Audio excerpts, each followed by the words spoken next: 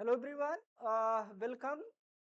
आज हम लोग इस इम्पोर्टेंट टॉपिक बायोकेमिस्ट्री स्टार्ट करने चल रहे हैं। और ये बायोकेमिस्ट्री में हम लोग जो सबसे पहले डिस्कस करेंगे वो डिस्कस करेंगे अमीनो एसिड एंड प्रोटीन के बारे में। तो सबसे पहले हम लोग जो बात करेंगे बायो मॉलिक्यूल के बारे में बात करेंगे। और बायो मॉलिक्यूल में आप सभी लोग जानते हैं कि चार तरीके के बायो मॉलिक्यूल्स होते हैं, जिसमें हम लोग अमीनो एसिड को पढ़ते हैं, डिटेल में पढ़ते हैं। अमीनो एसिड के साथ साथ हम लोग जो है प्रोटीन पढ़ते हैं।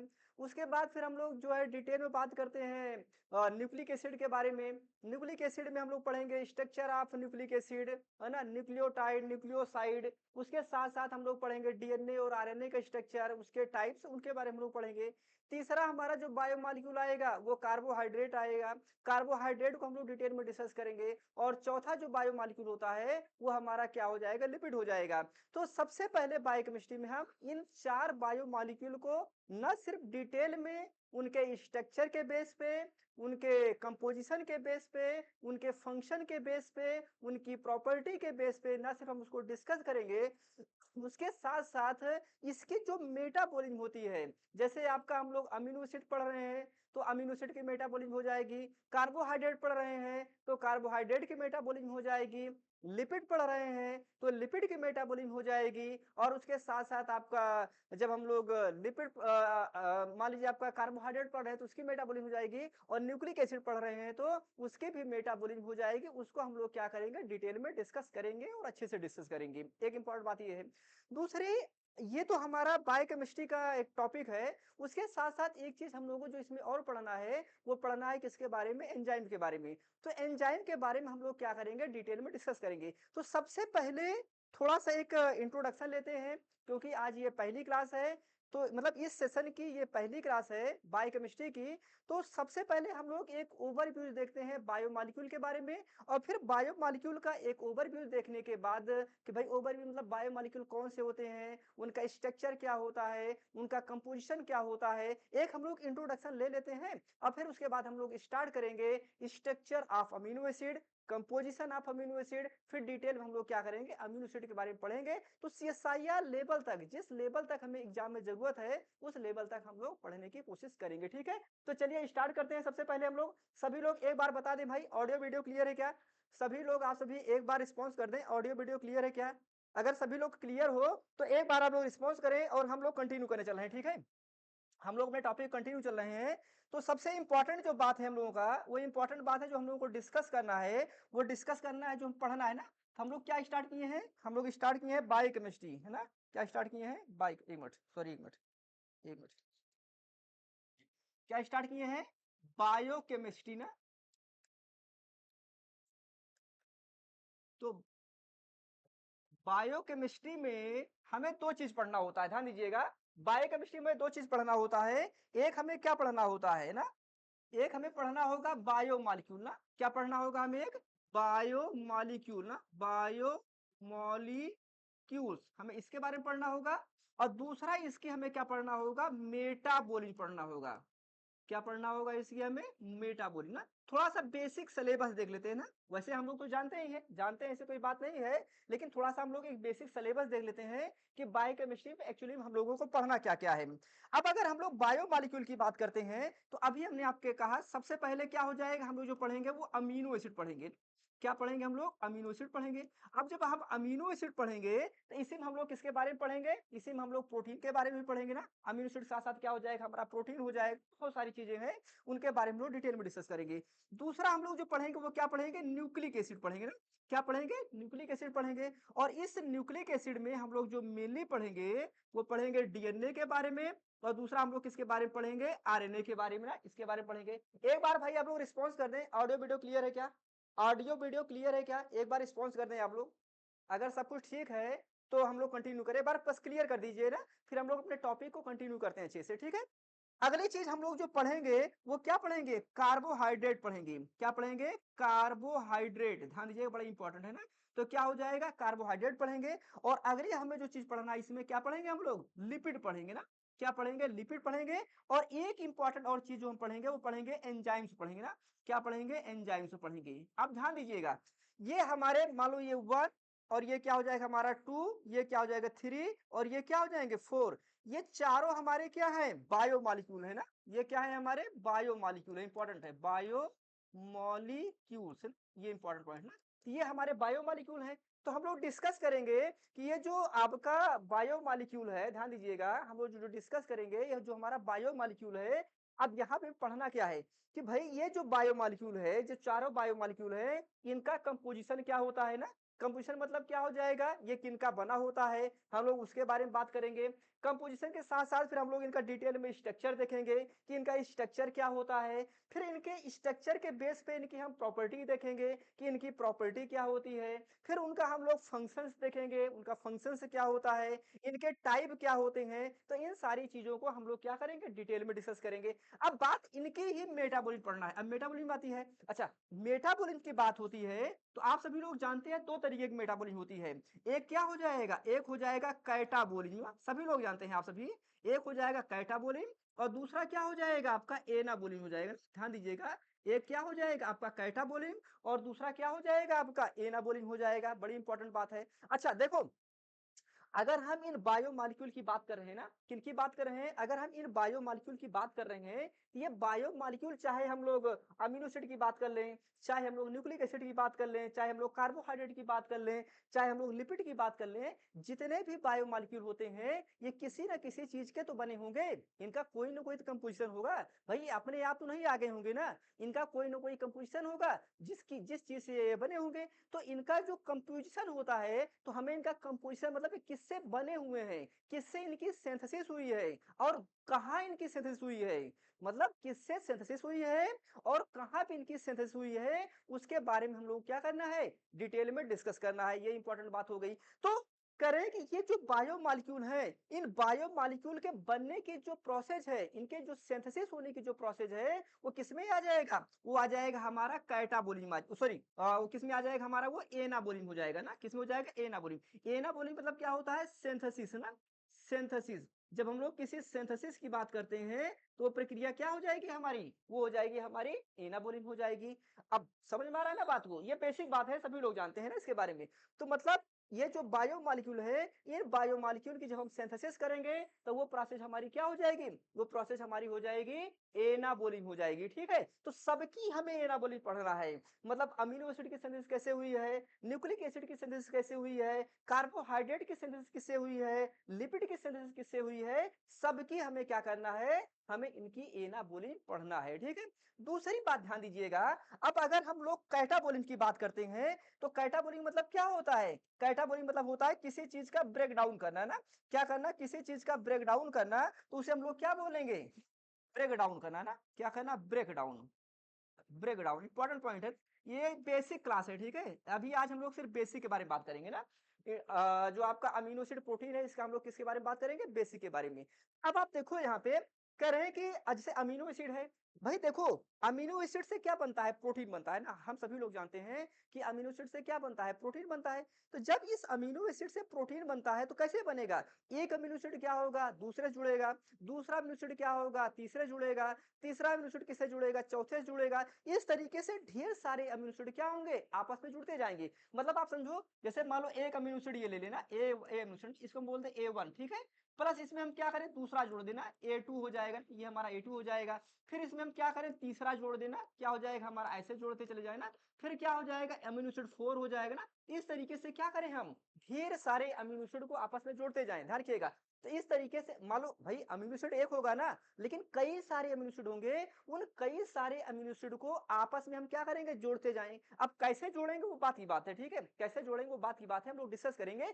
तो जब हम कई सारे अमीनो एसिड को आपस में जोड़ते जाएंगे तो जो स्ट्रक्चर बनेगा, उस स्ट्रक्चर को हम लोग क्या बोलेंगे, उस स्ट्रक्चर को बोलेंगे हम लोग प्रोटीन बोलेंगे ना। क्या बोलेंगे, उस स्ट्रक्चर हम लोग प्रोटीन बोलते हैं। तो प्रोटीन तो आप सभी लोग जानते ही हैं। अब प्रोटीन की भी बात होती है, ध्यान दीजिएगा, प्रोटीन की भी बात होती है। तो ये प्रोटीन भी आपके दो तरीके से होती है, हम लोग पढ़ेंगे। एक क्या हो जाएगी हमारी स्ट्रक्चरल प्रोटीन हो जाएगी और एक क्या हो जाएगी हमारी फंक्शनल प्रोटीन हो जाएगी, हम आगे डिस्कस करेंगे डिटेल में। तो अमीनो एसिड से क्या बनेगा? प्रोटीन बनेगा। तो ये जो प्रोटीन होती है ये भी क्या हो जाएगी? दो तरीके से हो जाएगी, एक स्ट्रक्चरल हो जाएगी और दूसरी क्या हो जाएगी? आपकी फंक्शनल हो जाएगी। स्ट्रक्चरल मतलब क्या हो जाएगा कि ऐसी प्रोटीन जो हमारी बॉडी के स्ट्रक्चर बनाने में काम करे। स्ट्रक्चर में जैसे क्या हो जाएगा? हमारा स्किन हो गया, हमारे हेयर्स हो गए, हमारे नेल्स हो गए या हमारे टिश्यूज हो गए। इसमें जो प्रोटीन इन्वॉल्व हो रही है वो क्या होती है? स्ट्रक्चरल प्रोटीन होती है। मतलब वो स्ट्रक्चर बनाने में क्या करती है? आपका इंपॉर्टेंट रोल प्ले करती है। दूसरा इंपॉर्टेंट बात है, तो जो दूसरी इंपॉर्टेंट बात है वो दूसरी इंपॉर्टेंट बात ये है कि जो फंक्शनल प्रोटीन होती है, ध्यान रखिएगा, जो फंक्शनल प्रोटीन होती है वो क्या करती है? हमारी बॉडी में फंक्शन करती है। जो फंक्शनल प्रोटीन होती है वो क्या करती है? हमारी बॉडी में फंक्शन करती है। फंक्शन करने का मतलब जैसे मान लीजिए हम लोग एंजाइम की बात कर लें, तो भाई एंजाइम भी तो आपकी क्या होती है? प्रोटीन होती है ना। मोस्ट ऑफ देम जो एंजाइम्स होती हैं वो क्या होती है? प्रोटीन होती हैं। तो जो मोस्ट ऑफ देम एंजाइम आपकी प्रोटीन होती हैं, तो ये क्या कर रही है? हमारी बॉडी में फंक्शन कर रही है ना। ये कर क्या रही हैं? ये हमारी बॉडी में फंक्शन कर रही हैं। जैसे हम लोग हार्मोन्स की बात करते हैं तो बहुत सारे हार्मोन्स होते हैं जो क्या होते हैं? आपके प्रोटीन इन नेचर के होते हैं। ऐसे करके जैसे आप हीमोग्लोबिन के बारे में बात करते हो, मायोग्लोबिन के बारे में बात करते हो, ऐसी बहुत सारी प्रोटीन्स होती हैं जो हमारी बॉडी में क्या करती है? फंक्शनल वर्क करती है, मतलब फंक्शंस करती हैं। तो हम इसको भी क्लासिफाई करेंगे, मतलब प्रोटीन को भी on the basis of structure and functional, इनको भी हम लोग क्लासिफाई करेंगे कि भाई ऐसी कौन सी प्रोटीन है जो आपका स्ट्रक्चर में पार्टिसिपेट करेगा।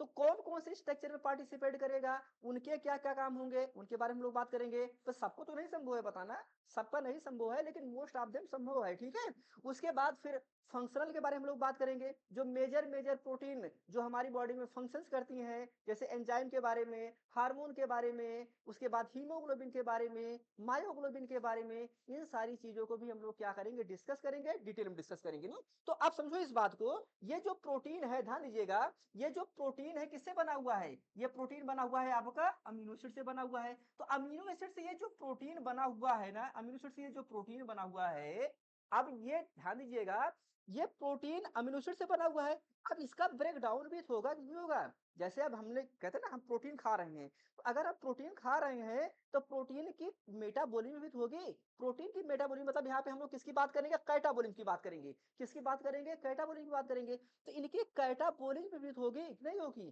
कैटाबॉलिज्म मतलब क्या हो जाएगा? प्रोटीन जो है वो फिर से अमीनो एसिड में कन्वर्ट होगी। ध्यान रखिएगा, जो प्रोटीन है अमीनो एसिड से मिलकर बनी हुई है, वो फिर से क्या होगा? किसमें कन्वर्ट हो जाएगी? वो कन्वर्ट हो जाएगी आपका अमीनो एसिड में। मतलब प्रोटीन ब्रेक होगी किसमें? प्रोटीन ब्रेक होगी आपका अमीनो एसिड में। तो अमीनो एसिड में प्रोटीन क्या होगा? ब्रेक होगी, एक इंपॉर्टेंट बात। फिर बाद में भी क्या होगा? जो अमीनो एसिड होगा, ध्यान रखिएगा, ये जो अमीनो एसिड है ये भी क्या होगा? फर्दर ब्रेक होगा। ये भी क्या होगा? आपका फर्दर ब्रेक होगा। और जब ये अमीनो एसिड भी फर्दर ब्रेक होता है, अब यूरिया साइकिल की बात करते हैं ना, हम लोग जब यूरिया साइकिल की बात करते हैं तो यूरिया साइकिल में यूरिन ना, जो यूरिन का फॉर्मेशन होता है उसके थ्रू क्या होता है ना, इसका जो बेस्ट प्रोडक्ट होता है ना, मतलब जो अमीनो एसिड ब्रेक होता है, वो अमीनो एसिड का जो बेस्ट प्रोडक्ट होता है यूरिन के फॉर्म में क्या होता है? आपका बाहर रिलीज होता है ना। तो हम लोग क्या करेंगे? उसके बारे में भी डिटेल में डिस्कस करेंगे आगे वाले लेक्चर में। कहने का मतलब ये है कि जब हम अमीनो एसिड का ब्रेक डाउन करेंगे ना, प्रोटीन का ब्रेक डाउन करेंगे, तो किसमें हो जाएगा? वो अमीनो एसिड कैटाबॉलिक हो जाएगा। किसमें हो जाएगा? आपका अमीनो एसिड कैटाबॉलिक हो जाएगा। इसी तरीके से जब हम लोग न्यूक्लिक एसिड का ब्रेक डाउन करेंगे तो ये क्या हो जाएगा? इसका न्यूक्लिक एसिड कैटाबॉलिक हो जाएगा। इसी तरीके से हम लोग कार्बोहाइड्रेट का करेंगे ब्रेक डाउन। अब से कार्बोहाइड्रेट की बात करते हैं तो बड़ा कॉमन चीज आप समझते होंगे ना, कार्बोहाइड्रेट जब कैटाबॉलिक की बात करते हैं तो कुछ कॉमन चीज आपने सुना होगा ना, सबसे इंपॉर्टेंट ना, जैसे कुछ प्रोसेस सुना होगा ना, अपने ग्लाइकोलिसिस का नाम सुना होगा। किसका नाम सुना होगा? ग्लाइकोलिसिस का नाम सुना होगा ना, ग्लाइकोलिसिस का नाम सुना होगा, बड़े इंपॉर्टेंट होता है। और ग्लाइकोजिनोलिसिस का भी नाम सुना होगा ना, ग्लाइकोजिनो ना जीनोलिसिस, ये सब क्या होते हैं? ये सब प्रोसेस होती है ना, ब्रेक डाउन प्रोसेस होती है ना। आगे हम लोग पढ़ेंगे तो कह रहे हैं कि ये जो आपका ब्रेक डाउन वाला प्रोसेस है, मतलब ग्लाइकोलिसिस, ग्लाइकोजिनोलिसिस, ये सब क्या होती है? इसके साथ साथ आप और सुने होंगे ना, टीसीए साइकिल ना। क्या नाम सुने होंगे? टीसीए साइकिल ना। टीसीए साइकिल में जिसमें हम लोग पढ़ते हैं क्रेब साइकिल, जिसे हम लोग बोलते हैं ना, क्या बोलते हैं? क्रेब साइकिल बोलते हैं। तो ये क्या हो जाएगा? हमारा टीसीए साइकिल। ये सब क्या होती है? कैटाबोलिक प्रोसेस होती है। मतलब कार्बोहाइड्रेट के ब्रेक डाउन के लिए रिस्पॉन्सिबल होती है ना, कार्बोहाइड्रेट के ब्रेक डाउन के लिए रिस्पॉन्सिबल होती हैं। तो ये सब क्या हो जाएगा? ये सब हो जाएगा आपका कार्बोहाइड्रेट कैटाबोलिक हो जाएगा। इसी तरीके से हमारा जो लिपिड है ना, जो हमारा लिपिड है लिपिड का भी क्या होगा, ब्रेक डाउन होता है। तो जो लिपिड का ब्रेक डाउन होता है, इसका बेस्ट एग्जांपल, वैसे तो बहुत सारे एग्जांपल होते हैं बट इसका एक बेस्ट एग्जांपल होता है, ध्यान रखिएगा। कार्बोहाइड्रेट, इसका लिपिड का एक बहुत बेस्ट एग्जांपल होता है, नाम सुना होगा आपने, बीटा ऑक्सीडेशन का नाम सुना होगा ना। किसका नाम सुना होगा, बीटा ऑक्सीडेशन होता है। इसी तरीके से आपका ओमेगा ऑक्सीडेशन होता है ना, ओमेगा ऑक्सीडेशन होता है, अल्फा ऑक्सीडेशन होता है ना, हम लोग पढ़ेंगे। अगर आप नहीं भी पढ़े होंगे तो कोई बात नहीं है, ठीक। अगर आप ना भी पढ़े होंगे तो कोई दिक्कत नहीं है। तो ये क्या होते हैं, आपके लिपिड मेटाबॉलिज्म का कैटाबॉलिक प्रोसेस हो जाएगी। और इसमें जो सबसे इंपॉर्टेंट होता है वो क्या होता है आपका, बीटा ऑक्सीडेशन ना। तो बीटा ऑक्सीडेशन बहुत ही इंपॉर्टेंट होता है ना। तो ये तो क्या हुआ, आपका बायोमॉलिक्यूल हो गया है ना। ये क्या हो गया हमारे पास, बायोकेमिस्ट्री का एक बेसिक सिलेबस हो गया है। और एंजाइम के बारे में हम लोग डिटेल में पढ़ेंगे, बात पढ़ेंगे, ठीक है। एंजाइम के बारे में हम लोग पढ़ेंगे, और इसी एंजाइम में हम लोग कुछ कोफैक्टर के बारे में बात करेंगे ना। कुछ इंपॉर्टेंट कोफैक्टर का नाम सुना होगा, मेटल्स वगैरह के बारे में सुना होगा, उनके बारे में भी हम लोग क्या करेंगे, डिटेल में डिस्कस करेंगे। थोड़ा बहुत इसमें हम विटामिन के बारे में पढ़ते हैं ना, कभी कभी आपके एग्जाम में विटामिन के से रिलेटेड क्वेश्चन पूछ लेते हैं ना। तो वो तो विटामिन पढ़ना नहीं है, उसकी एक टेबल है वो आपको मैं दे दूंगा, बस आप वो टेबल पढ़ लीजिएगा। अगर विटामिन से क्वेश्चन आएगा तो आपका क्या हो जाएगा, आसानी से सॉल्व हो जाएगा, ठीक है। तो उसके लिए हमें लोगों को बहुत ज्यादा नहीं सोचना है। तो ये तो भाई एक बेसिक सिलेबस हो गया, किसका, ये बेसिक सिलेबस हो गया है बायोकेमिस्ट्री का ना। बायोकेमिस्ट्री क्या हो गया आपका, ये बेसिक सिलेबस में। तो अब हम लोग जो डिस्कस करने चले हैं, भाई बताओ सभी लोग को, सभी लोगों को यहाँ तक बात समझ में आ गई क्या, आप सभी लोगों को यहाँ तक बात समझ में आ गई है। ये उनके लिए है, ये उनके लिए था जो नए स्टूडेंट है ना। जो ओल्ड स्टूडेंट है उनको तो पता ही है ना, जो ओल्ड स्टूडेंट है जिन्होंने एक दो बार पढ़ा हुआ है सिलेबस को, तो उनको तो पता ही है कि इसका सिलेबस क्या होता है। बट क्योंकि बायोकेमिस्ट्री हम स्टार्ट कर रहे थे, तो हमने कहा कि एक बार आपको इंट्रोडक्शन देना जरूरी है, कि कम से कम आपको ये जानकारी हो कि हमें बायोकेमिस्ट्री में क्या क्या पढ़ना है और क्या क्या हमें नहीं पढ़ना है, ठीक है। तो अब हम थोड़ा सा इंट्रो देखो, अब हम लोग जो बात करने चलेंगे, थोड़ा सा बात करेंगे, वो बात करेंगे इसके बारे में, बायोमॉलिक्यूल के बारे में। किसके बारे में बात करेंगे, बायोमॉलिक्यूल के बारे में डिटेल में बात करेंगे। और जब बायोमॉलिक्यूल के बारे में बात करेंगे, तो अब इस बायोमॉलिक्यूल में पहले हम लोग एक एक का इंट्रोडक्शन देखेंगे, ठीक है। देखो डिटेल नहीं पढ़ेंगे, सबसे पहले पहले हम लोग इंट्रोडक्शन देखेंगे ना। किसका इंट्रोडक्शन देखेंगे, अमीनो एसिड का इंट्रोडक्शन देखेंगे, न्यूक्लिक एसिड का इंट्रोडक्शन देखेंगे, कार्बोहाइड्रेट का इंट्रोडक्शन देखेंगे, लिपिड का इंट्रोडक्शन देखेंगे। तो ये जो हमारे बायोमॉलिक्यूल हैं, इनका हम लोग क्या करेंगे, सबसे पहले इंट्रोडक्शन देखेंगे। और जब इनका हम इंट्रोडक्शन देख लेंगे, तब फिर हम लोग फिर आपके अंदर एक समरी फीड हो जाएगी ना, आपके अंदर एक आइडिया आ जाएगा कि भाई ये बायोमॉलिक्यूल होते क्या है, अमीनो एसिड क्या होता है, न्यूक्लिक एसिड क्या होता है, कार्बोहाइड्रेट क्या होता है, लिपिड क्या होता है। देखो मैं उनको नहीं कह रहा हूं, जिनको पता है मैं उनके उनको नहीं कह रहा हूं, उनको तो पता ही है। जिनको जिनको पता है ये सब क्या होता है, उनको तो हम जब डिटेल में पढ़ाएंगे तब उनको लगेगा कि हम यार बहुत नई चीज पढ़ा रहे हैं, वो तो हम लोग पढ़ेंगे, डिटेल में पढ़ेंगे। बट हम ये बात उन स्टूडेंट को बता रहे हैं जो बिल्कुल बिगनर हैं, जो बिल्कुल नए नए हैं, जिनको बिल्कुल भी बायोकेमिस्ट्री में आइडिया नहीं है, मैं उनके बारे में बात कर रहा हूँ, ठीक है। तो अब हम लोग एक इंट्रोडक्शन देख लेते हैं, किसके बारे में, बायोमॉलिक्यूल हम लोग इंट्रोडक्शन देखते हैं, फिर सबका हम लोग इंट्रोडक्शन देखते हैं, फिर डिटेल में एक एक करके हम लोग क्या करेंगे, पढ़ेंगे। और मैंने आपसे कहा है कि जो सबसे पहले हम लोग टारगेट करेंगे, वो टारगेट करेंगे किसको, अमीनो एसिड को। और जब अमीनो एसिड पढ़ लेंगे डिटेल में, तो फिर हम लोग पढ़ेंगे किसको, प्रोटीन को पढ़ेंगे, डिटेल में हम लोग क्या करेंगे, डिस्कस करेंगे ना। तो होपफुली आप सभी लोगों को यहां तक बात समझ में आ गई होगी ना। तो अब हम लोग आगे डिस्कस करते हैं, किसके बारे में, आगे डिस्कस करते हैं बायोमॉलिक्यूल। क्या डिस्कस करेंगे, बायो मॉलिक्यूल्स, बायोमॉलिक्यूल्स इसके बारे में डिस्कस करेंगे, ठीक है।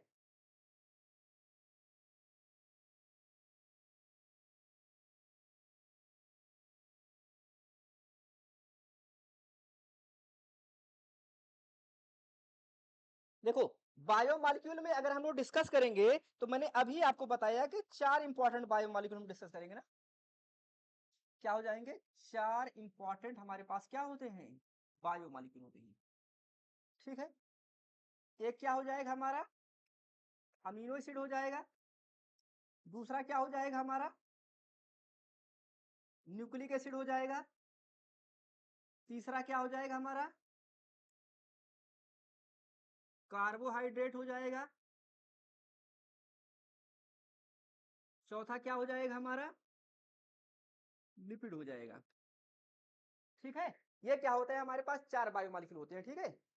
एक बार थोड़ा सा आप लोग बता दें, ऑडियो वीडियो अच्छे से क्लियर है क्या, एक बार बता दें भाई सभी लोग, ऑडियो वीडियो अच्छे से क्लियर है, अच्छे से क्लियर है ना। रिस्पॉन्स करें एक बार आप लोग।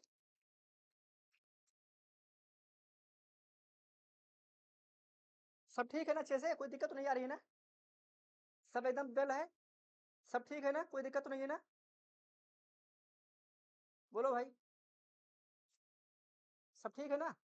ओके, चलो देखो, अब बायो देखो, मैं ये कह रहा था कि हम लोगों को बायो मॉलिक्यूल को डिस्कस करना है, तो इन बायो मॉलिक्यूल को हमें चार पढ़ना, अमीनो एसिड पढ़ना है, न्यूक्लिक अमीनो एसिड को हमें डिटेल में पढ़ना है, न्यूक्लिक एसिड डिटेल में पढ़ना है, कार्बोहाइड्रेट को और लिपिड को। और देखो, हमें जो पढ़ना है ना, किससे पढ़ना है, ये जो चारों चीज हम पढ़ेंगे ना, वो पढ़ेंगे लेनिंजर से ना। देखो, सबसे इंपॉर्टेंट हमारी बुक है, वो क्या हो जाएगी, लेनिंजर। देखो, जिस लेनिंजर से हम लोग पढ़ेंगे ना, ये लेनिंजर आप जानते हैं बायोकेमिस्ट्री की सबसे अच्छी बुक मानी जाती है ना, ये क्या हो जाएगा, लेनिंजर। पहले आप इंट्रोडक्शन समझ लीजिए ना, इंट्रोडक्शन समझ लीजिए, फिर हम लोग अमीनो एसिड, देखो यहाँ पे सीधे लिखा है ना, अगर आप यहाँ पे देखोगे तो अमीनो एसिड सीधे लिखा है ना, डिटेल पढ़ेंगे हम लोग अमीनो एसिड के बारे में, पेप्टाइड क्या होता है उसके बारे में हम लोग पढ़ेंगे, प्रोटीन क्या होता है उनके बारे में पढ़ेंगे। बहुत लंबा चैप्टर है, ठीक है, बहुत लंबा चैप्टर है, इनके बारे में हम लोग क्या करेंगे, डिटेल पढ़ेंगे, ठीक है।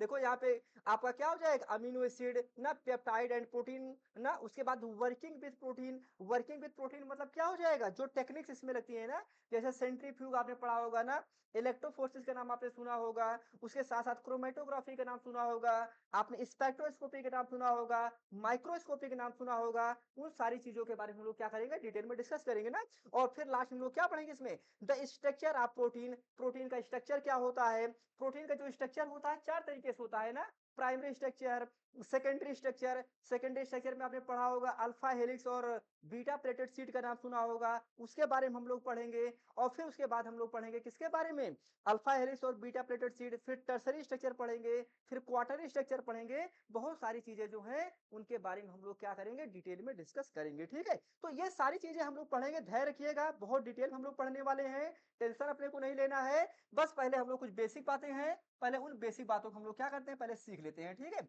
उन बेसिक बातों को सीख लेते हैं, तब हम लोग इनके बारे में बात करते हैं, ठीक है। अब देखो यहाँ पे अमीनो एसिड की बात आ रही है, तो मैंने आपसे कहा देखो, इस अमीनो एसिड से क्या बनेगा, प्रोटीन बनेगा ना। इस अमीनो एसिड से क्या बनता है, प्रोटीन बनता है, ठीक है। मैंने अभी आपको बताया। अभी क्वेश्चन ये आता है, ये क्वेश्चन ये आता है कि क्या जितने अमीनो एसिड होती हैं, जितने अमीनो एसिड होती हैं, क्या सब प्रोटीन बनाती हैं। ये क्वेश्चन आएगा नहीं आएगा, कि हम ये कह रहे हैं कि अमीनो एसिड से क्या होता है, प्रोटीन बनता है, लेकिन हमें ये जानना होगा कि अमीनो एसिड कितनी होती हैं, क्या जितनी अमीनो एसिड होती हैं वो सब प्रोटीन बनाती हैं, ये भी इंपॉर्टेंट बात है। क्या जितनी अमीनो एसिड होती हैं वो सब प्रोटीन बनाती हैं, ये भी बड़ा इंपॉर्टेंट बात है, हमें इसके बारे में भी डिस्कस करना होगा, सही बात है नहीं। तो अमीनो एसिड सारी अमीनो एसिड प्रोटीन नहीं बनाती हैं, हम लोग डिस्कस करेंगे। तो ये जो आपका अमीनो एसिड है, ये क्या हो जाएगा, इसके दो पार्ट हो जाएंगे, ध्यान रखिएगा। एक हम लोग क्या बोलेंगे, इस नॉन स्टैंडर्ड अमीनो एसिड, क्या बोलेंगे, एक हम लोग बोलेंगे नॉन स्टैंडर्ड अमीनो एसिड, ठीक है। दूसरे हम लोग क्या बोलेंगे, स्टैंडर्ड अमीनो एसिड ना, आगे हम लोग बात करेंगे ना स्टैंडर्ड अमीनो एसिड। तो जो ये स्टैंडर्ड अमीनो एसिड होती हैं, यही क्या करती हैं, आपका प्रोटीन बनाती हैं। जो स्टैंडर्ड अमीनो एसिड होती हैं, यही क्या करती हैं, आपका प्रोटीन बनाती हैं। तो कहने का मतलब, नेचर में जितने भी अमीनो एसिड होती हैं, सब आपका प्रोटीन नहीं बनाती हैं। ये ध्यान देने वाली बात है कि नेचर में जितनी अमीनो एसिड होती हैं, सब आपका प्रोटीन नहीं बनाती हैं। प्रोटीन कौन बनाता है, प्रोटीन जो आपकी बनाती हैं वो स्टैंडर्ड अमीनो एसिड बनाएगी। अब ये स्टैंडर्ड अमीनो एसिड क्या होता है, नॉन स्टैंडर्ड अमीनो एसिड क्या होता है, हम डिस्कस करेंगे इनके बारे में, ठीक है। तो स्टैंडर्ड अमीनो एसिड क्या होता है, नॉन स्टैंडर्ड अमीनो एसिड क्या होता है, इनके बारे में हम लोग क्या करेंगे, डिस्कस करेंगे, डिटेल में डिस्कस करेंगे। अभी आप एक कुछ टर्म्स है ना, इन टर्म को आप सीखते जाइए। फिर आप देखिए, मैंने कहा कि जो प्रोटीन होता है, इन प्रोटीन को हम लोग क्या करेंगे, दो पार्ट में डिवाइड करेंगे, ध्यान दीजिएगा। इन प्रोटीन को हम क्या करेंगे, दो पार्ट में डिवाइड करेंगे। एक हम लोग बोलेंगे फाइब्रस प्रोटीन, ध्यान रखिएगा। एक हम लोग क्या बोलेंगे, फाइब्रस प्रोटीन बोलेंगे, इंपॉर्टेंट पॉइंट है ना। क्या बोलेंगे, फाइब्रस प्रोटीन बोलेंगे। अच्छा, अमीनो एसिड सिर्फ इतने पे नहीं खत्म हो जाएगा, ठीक है। अमीनो एसिड सिर्फ इतने पे नहीं खत्म हो जाएगा, हम इस अमीनो एसिड में क्या क्या पढ़ेंगे, बहुत सारी चीजें पढ़ना है, ठीक है। अगर हम अमीनो एसिड की बात करेंगे, एक तो हम इसका स्ट्रक्चर पढ़ेंगे ना, क्या पढ़ेंगे, एक तो इसका स्ट्रक्चर पढ़ेंगे, फिर हम लोग क्या पढ़ेंगे, इसके टाइप्स पढ़ेंगे ना, कितने टाइप का होता है उनका पढ़ेंगे। फिर हम इनकी प्रॉपर्टीज पढ़ेंगे ना, क्या पढ़ेंगे, इनके हम लोग प्रॉपर्टीज पढ़ेंगे। फिर हम लोग क्या पढ़ेंगे, इनका फंक्शन पढ़ेंगे ना, इनका हम लोग फंक्शन पढ़ेंगे। बहुत सारी चीजें पढ़ेंगे ना। और फिर यहीं पे एक बड़ी इंपॉर्टेंट चीज और होती है, चार्ज कैलकुलेशन ना, आइसो इलेक्ट्रिक पॉइंट, आईपी ना, आइसो है ना, आइसो इलेक्ट्रिक पॉइंट होता है ना, आइसो इलेक्ट्रिक पॉइंट, इसे हम लोग पीआई के नाम से डिनोट करते हैं ना, पीआई के नाम से डिनोट करते हैं। तो इन सारी चीजों को हम लोग क्या करेंगे, पढ़ेंगे, डिटेल पढ़ेंगे।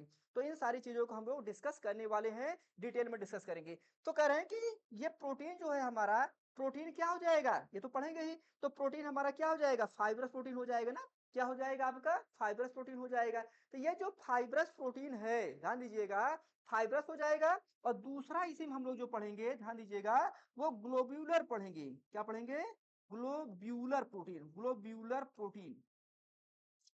क्या पढ़ेंगे हम लोग, ग्लोब्यूलर प्रोटीन। एक क्या हो जाएगा हमारी फाइब्रस प्रोटीन, और दूसरी क्या हो जाएगी हमारी ग्लोब्यूलर प्रोटीन हो जाएगी। उसके बारे में हम लोग क्या करेंगे, डिटेल में डिस्कस करेंगे। अब जो है यहाँ पे जो अगली चीज जो है, इसमें एक चीज हम पढ़ेंगे, इसी प्रोटीन के बेस पे हम लोग दो चीज पढ़ेंगे ना, अभी मैंने आपको बताया। एक क्या हो जाएगा आपका स्ट्रक्चरल प्रोटीन ना, क्या हो जाएगा स्ट्रक्चरल प्रोटीन, और दूसरा क्या हो जाएगा हमारा फंक्शनल प्रोटीन। अभी हम लोग डिस्कस भी कर रहे थे ना, स्ट्रक्चरल और फंक्शनल प्रोटीन, अभी हम लोग इनके बारे में क्या कर रहे थे, डिस्कस कर ही रहे थे, ठीक है। अब इसी तरीके से अब हम लोग न्यूक्लिक एसिड की बात करेंगे ना, किसकी बात करेंगे, न्यूक्लिक एसिड की बात करेंगे। तो न्यूक्लिक एसिड में मेनली हम लोग जो पढ़ेंगे, देखो न्यूक्लिक एसिड बना किसका होता है, अब ध्यान दीजिए, आप जानते हैं ना, बहुत अच्छे से जानते हैं। तो ये जो न्यूक्लिक एसिड होता है, ये बना किसका होता है, न्यूक्लियोटाइड का ना, आपको पता है ना, न्यूक्लियोटाइड का बना होता है ना, न्यूक्लियोटाइड का बना होता है, हम सभी लोग जानते हैं बचपन से। तो न्यूक्लिक एसिड किसका बना होगा, न्यूक्लियोटाइड का। अब न्यूक्लियोटाइड जो बना होता है वो तीन चीज से मिलकर बना होता है, ध्यान दीजिएगा, जो न्यूक्लियोटाइड बना होता है वो तीन चीज से मिलकर बना होता है, ये आप सभी लोग जानते हैं ना। एक क्या हो जाएगा, एक हो जाएगा आपका बेस, क्या हो जाएगा, एक बेस हो जाएगा। एक क्या हो जाएगा आपका फॉस्फेट, एक क्या हो जाएगा आपका फॉस्फेट, और एक क्या हो जाएगा आपका शुगर, एक क्या हो जाएगा आपका शुगर। तो बेस, फॉस्फेट और शुगर, इन तीन चीज से क्या मिलकर बना होता है आपका न्यूक्लियोटाइड बना होता है। और न्यूक्लियोटाइड से क्या बना होता है आपका न्यूक्लिक एसिड बना होता है, ये बात तो आप सभी लोग जानते ही हैं। तो बेस में अगर हम लोग बात करते हैं ना, तो बेस हम लोग क्या पढ़ते हैं, पढ़े होंगे ना, चार चीज पढ़े होंगे ना, क्या पढ़े होंगे, चार चीज ना, क्या पढ़े होंगे, एडेनिन पढ़े होंगे, ग्वाइनिन पढ़े होंगे, साइटोसिन पढ़े होंगे, थाइमिन पढ़े होंगे, और एक और होता है, वो क्या होता है आपका यूरेसिल होता है। चार चीज आप लोगों ने पढ़ा होगा ना। तो कह रहे हैं कि अगर हम लोग जो है न्यूक्लिक एसिड की बात करते हैं, तो न्यूक्लिक एसिड क्या होता है आपका, दो तरीके से होता है ना। ये क्या हो जाएगा आपका डीएनए ना, ये क्या हो जाएगा हमारा डीएनए हो जाएगा, और दूसरा हमारा क्या हो जाएगा, आरएनए हो जाएगा। अब ये डीएनए आरएनए जिसको हम न्यूक्लिक एसिड बोलते हैं, ये किसका बना होता है, न्यूक्लियोटाइड का बना होता है। ये बहुत सिंपल सी बात है, सभी लोग जानते हैं ना, ऐसा नहीं है। अब आप ये कहेंगे कि ये तो सर वो चीज बता रहे हैं जो सभी लोग जानते हैं, तो ये अभी तो मैं वही बता ही रहा हूँ, ये मैं अभी वही बता ही रहा हूँ जो सभी लोग जानते हैं। तो ये तो हम लोग बाद में डिस्कस करेंगे ना, ये तो हम लोग बाद में डिस्कस करेंगे कि कौन ऐसी चीज है जो सभी लोग नहीं जानते हैं, तो उसके बारे में भी हम लोग क्या करेंगे, डिस्कस करेंगे, और अच्छे से डिस्कस करेंगे ना। बट अभी क्योंकि इस यूनिट की ये पहली क्लास है, तो इसलिए इन सारी चीजों को जानना जरूरी है, ठीक है। तो अब स्वाभाविक सी बात है, बेस की बात हम लोग बात करते हैं, तो न्यूक्लियोटाइड तीन चीज से बना होगा, बेस से, फास्फेट से, और क्या हो जाएगा, शुगर से। बेस में अगर हम लोग बात करते हैं, एडेनिन, ग्वाइनिन, साइटोसिन, थाइमिन, और ये हमारा क्या हो जाएगा, यूरेसिल हो जाएगा।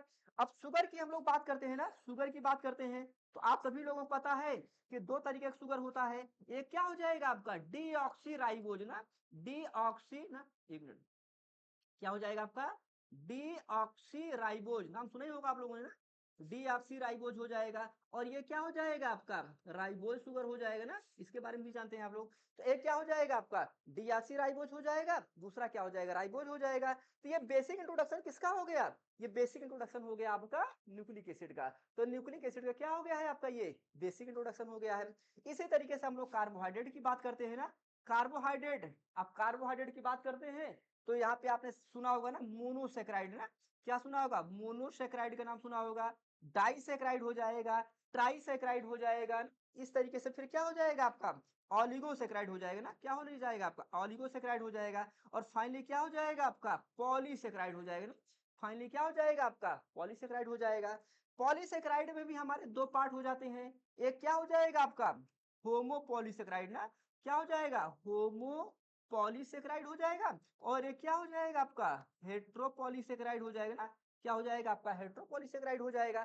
तो कार्बोहाइड्रेट में मेनली हम लोग क्या बात करते हैं, मोनोसेक्राइड की बात करते हैं, ऑलिगोसैकेराइड की बात करते हैं, पॉलीसैकेराइड की बात करते हैं और इसमें हम लोग किसके बारे में बात करेंगे? अगर हम जो पॉलीसैकेराइड की बात करेंगे तो इसमें आपका हो जाएगा होमोपॉलीसैकेराइड और दूसरा क्या हो जाएगा आपका हेटेरोपॉलीसैकेराइड हो जाएगा। तो ये एक बेसिक इंट्रोडक्शन है ना, कार्बोहाइड्रेट क्या हो जाएगा? बेसिक इंट्रोडक्शन है, डिटेल हम लोग क्या करेंगे? पढ़ेंगे। अब लिपिड है तो लिपिड को भी हम लोग इसी तरीके से क्लासिफाई कर लेते हैं ना। तो अच्छा लिपिड के बारे में भी देखो, अभी जैसे हम लोग यहाँ पे बात किए थे ना, एक आपका स्ट्रक्चरल प्रोटीन होता है, दूसरा क्या होता है आपका फंक्शनल प्रोटीन होता है। इसी तरीके से लिपिड में भी क्लासिफिकेशन हो जाएगा। लिपिड में भी क्या हो जाएगा आपका? स्ट्रक्चरल लिपिड हो जाएगा और क्या हो जाएगा आपका? फंक्शनल लिपिड भी हो जाएगा ना। क्या हो जाएगा? देखो, लिपिड को हम लोग 3 पार्ट में डिवाइड कर सकते हैं, ध्यान दीजिएगा। लिपिड को हम लोग जो है 3 पार्ट में डिवाइड कर सकते हैं। एक क्या हो जाएगा? देखो कैसे डिवाइड कर सकते हैं। एक क्या हो जाएगा? स्ट्रक्चरल लिपिड ना। ऐसी कौन सी लिपिड है जो स्ट्रक्चर बनाने में काम करती है ना? ऐसी कौन सी लिपिड है जो स्ट्रक्चर बनाने में काम करती है? स्ट्रक्चर मतलब क्या हो जाएगा?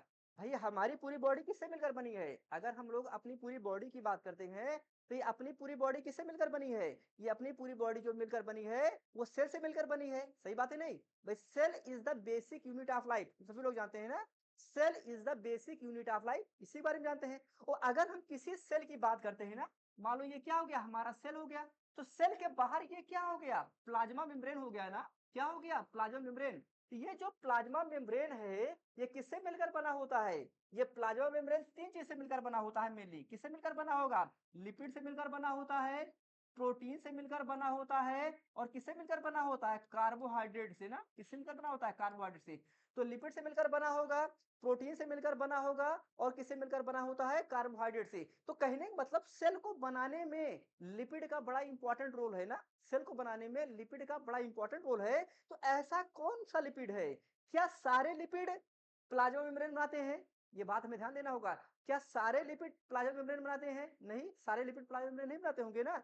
तो कह रहे हैं कि ऐसे कौन कौन से लिपिड हैं जो आपका क्या करते हैं? प्लाज्मा मेम्ब्रेन बनाते हैं। तो ऐसे लिपिड जो प्लाज्मा मेम्ब्रेन बनाते हैं मतलब क्या करते हैं? स्ट्रक्चर बनाते हैं। मतलब क्या हो जाएगा? सेल और सेल मिलकर क्या बनता है? टिश्यू बनता है। टिश्यू टिश्यू मिलकर क्या बनेगा? आपका ऑर्गन बनेगा और ऑर्गन ऑर्गन मिलकर क्या बनेगा? आपका बॉडी बनेगा। तो मतलब अगर ये आपका लिपिड जो है अगर स्ट्रक्चर बनाने में काम कर रहा है तो मतलब ये मतलब स्ट्रक्चर मतलब किसका? प्लाज्मा मेम्ब्रेन का स्ट्रक्चर बनाने में काम कर रहा है। ऐसे लिपिड हम लोग क्या बोलेंगे? स्ट्रक्चर लिपिड बोलेंगे। तो ऐसे कौन से लिपिड हैं जो स्ट्रक्चर बनाने में इंपॉर्टेंट रोल प्ले करते हैं? उनके बारे में भी हम लोग क्या करेंगे? डिटेल में डिस्कस करेंगे। ठीक है, ये इंपॉर्टेंट बात हो गई। अब उसके बाद क्या हो जाएगा? तो जैसे हमने कहा एक स्ट्रक्चरल हो जाएगा, दूसरा क्या हो जाएगा? आपका फंक्शनल हो जाएगा। तो भाई ऐसी बहुत सारी लिपिड होती हैं, वो क्या करती हैं? हमारी बॉडी में फंक्शनल वर्क करती हैं। जैसे हार्मोन के बारे में नाम सुना होगा ना, हार्मोन। आज जब हम लोग हार्मोन की बात करते हैं, एंडोक्राइन हार्मोन की बात करते हैं, तो उसमें कई कुछ वैसे ढेर सारे हार्मोन होते हैं जो स्टीरॉयड नेचर के होते हैं। ध्यान दीजिएगा, ऐसे कई सारे हार्मोन होते हैं जो स्टीरॉयड नेचर के होते हैं। स्टीरॉयड नेचर मतलब क्या हो जाएगा? लिपिड इन नेचर के होते हैं। जैसे हमारे सेक्स हार्मोन हो गए, तो सेक्स हार्मोन जैसे टेस्टोस्टेरोन, प्रोजेस्टेरोन, ये सब क्या होते हैं? सेक्स हार्मोन होते हैं। तो जो हमारे सेक्स हार्मोन होते हैं वो किसके बने होते हैं? वो लिपिड के बने होते हैं। उनका रोल क्या होता है? फंक्शन में काम करना। ध्यान रखिएगा, उनका रोल क्या होता है? फंक्शनल वर्क होता है ना। तो फंक्शन में उनका इंपॉर्टेंट रोल होता है। तो ऐसे आपकी लिपिड जो हमारी बॉडी के फंक्शन करने में काम करती हो, तो ऐसे हम लिपिड को क्या बोलेंगे? फंक्शनल प्रोटीन बोलेंगे ना। और एक इंपॉर्टेंट और चीज है, इसमें हम लोग क्या बोल देंगे? स्टोरेज लिपिड ना। स्टोरेज, ध्यान दीजिएगा, क्या हो जाएगा? Storage lipid. अब स्टोरेज लिपिड मतलब क्या हो जाएगा? ये भी ध्यान दीजिएगा। स्टोरेज लिपिड मतलब क्या हो जाएगा? ऐसी लिपिड जो हमें एनर्जी देती हो ना। ऐसी लिपिड जो हमें एनर्जी देती हो, हमारे एनर्जी के लिए रिस्पॉन्सिबल होता है। ऐसे लिपिड को हम लोग क्या बोलते हैं? Storage lipid. तो मतलब लिपिड की भी कई कैटेगरी हैं। मेनली हम लोग 3 कैटेगरी में डिवाइड कर लेंगे।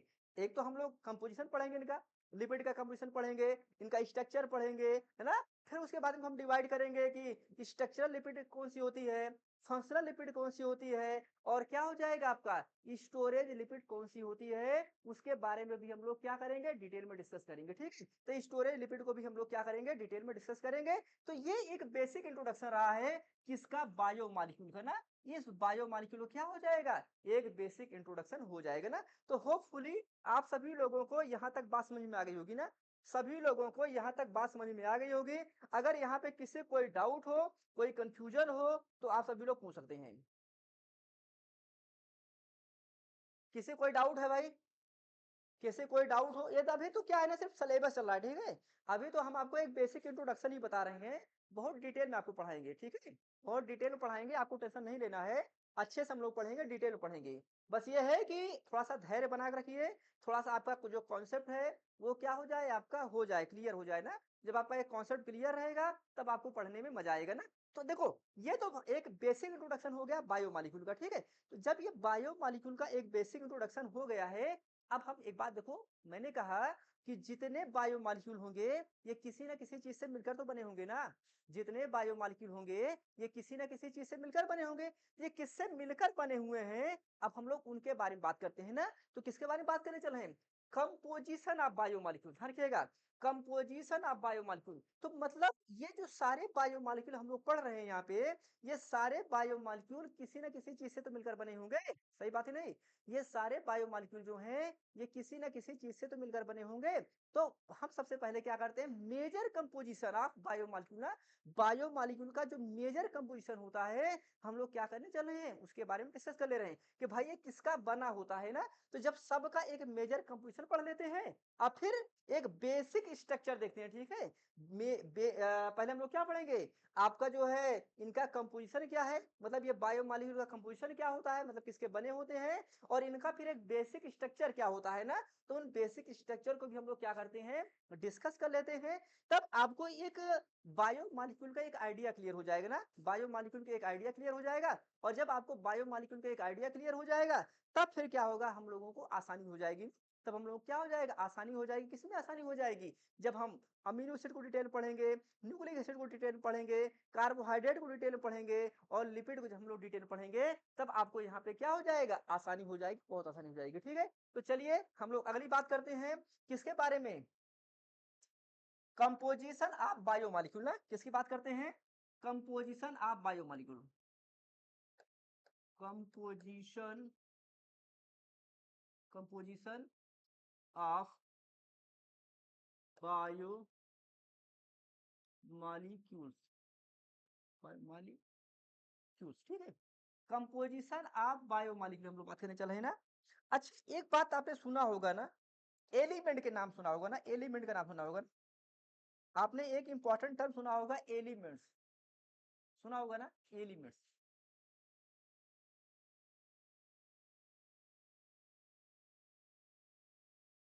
किसका नाम सुना होगा आप लोगों ने, एलिमेंट्स का नाम सुना होगा ना। जब हम लोग एलिमेंट्स की बात करते हैं, ध्यान दीजिएगा, एलिमेंट्स की बात करते हैं, तो एलिमेंट्स क्या होते हैं, दो तरीके से होते हैं ना, आपने नाम सुना होगा ना। एक क्या हो जाएगा, मैक्रो एलिमेंट ना, क्या नाम हो जाएगा आपका, एक हो जाएगा आपका मैक्रो एलिमेंट ना। क्या हो जाएगा आपका, एक मैक्रो एलिमेंट, और एक क्या हो जाएगा आपका माइक्रो एलिमेंट। एक क्या हो जाएगा आपका माइक्रो एलिमेंट। ध्यान दीजिएगा, दो तरीके क्या होते हैं हमारे पास, एलिमेंट होते हैं, ठीक है? तो दो तरीके के एलिमेंट होते हैं, एक आपका क्या हो जाएगा, मैक्रो एलिमेंट, और दूसरा क्या हो जाएगा आपका माइक्रो एलिमेंट। क्लियर है? एक आपका मैक्रो एलिमेंट और दूसरा क्या हो जाएगा आपका माइक्रो एलिमेंट, ठीक है? अब देखिएगा, ध्यान दीजिएगा, अब पूरा हम क्लासिफिकेशन नहीं करेंगे ना, कितने एलिमेंट होते हैं हम सबका क्लासिफिकेशन नहीं करेंगे। कुछ इंपॉर्टेंट आपके एलिमेंट्स हैं जिनका हम लोग क्या करेंगे, क्लासिफिकेशन करेंगे। देखो, मैक्रो एलिमेंट मतलब ऐसी एलिमेंट जिनका कंपोजिशन इन बायोमॉलिक्यूल को बनाने में ज्यादा रोल होगा। ध्यान रखिएगा, ऐसे एलिमेंट जिनका कंपोजिशन इन बायोमॉलिक्यूल मतलब क्या हो जाएगा, जो चार तरीके के बायोमॉलिक्यूल के बारे में बात किए थे। तो जो चार तरीके के बायोमॉलिक्यूल के बारे में बात किए थे, इन चारों तरीके के बायोमॉलिक्यूल को बनाने में, ध्यान रखिएगा, इन चारों तरीके के बायोमॉलिक्यूल को बनाने में जिनका रोल सबसे ज्यादा होता है, वो क्या हो जाएंगे, हमारे मैक्रो एलिमेंट। लेकिन हम ये नहीं कह रहे हैं कि माइक्रो एलिमेंट का रोल नहीं होता है।